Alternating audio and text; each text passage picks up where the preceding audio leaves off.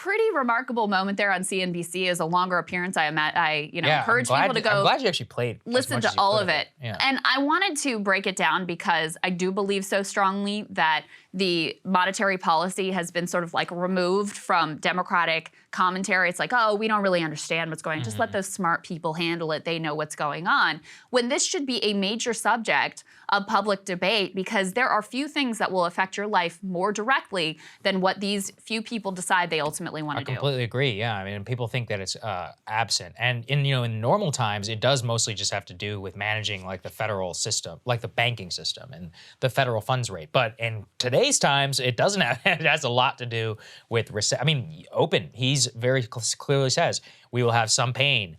Their direct goal is to raise the unemployment rate. Like, people should have some say in these things. And importantly, we do have some, quote, democratic checks. It's in Congress. The issue is we don't have many members of Congress who even know enough to ask any questions. That's part of the thing with the Fed is like we made it, look, independent Fed and central bank, obviously, maybe, I don't know, I have some interesting thoughts about that. But beyond, let's accept that a purely independent central bank is a good thing. You should still have in our system some scrutiny of it through the democratic process, but we don't even have that whenever Chairman Powell does testify before Congress. Basically like one senator who's asking any questions. It should be many more than Elizabeth Warren is basically the only person who's she has her own issues. Asked anything that was useful in terms of questioning Jerome Powell. And this is where, too, the bipartisan consensus becomes a real problem and why there's so little coverage of any kind of dissent, so few voices of dissent, even though there are many more like the professor who are out there who are looking at this and saying, this is going to be a real problem for working class people.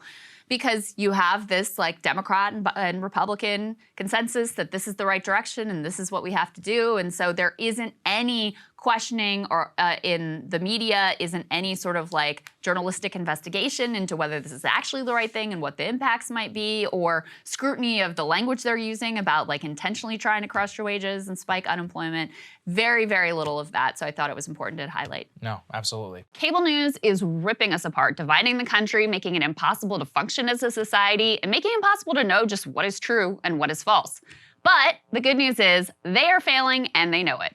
That is why we're building something new, a new mainstream, a healthier one, something more trustworthy, something that we are going to need in one of the most pivotal times in American history. We are building up here for the midterms, for the upcoming presidential election, but we need your help. So if you can help us out by becoming a premium member today at breakingpoints.com, we're trying to change America for the better and the entire world. So what are you waiting for, guys? Go to breakingpoints.com and sign up and help us build a new mainstream.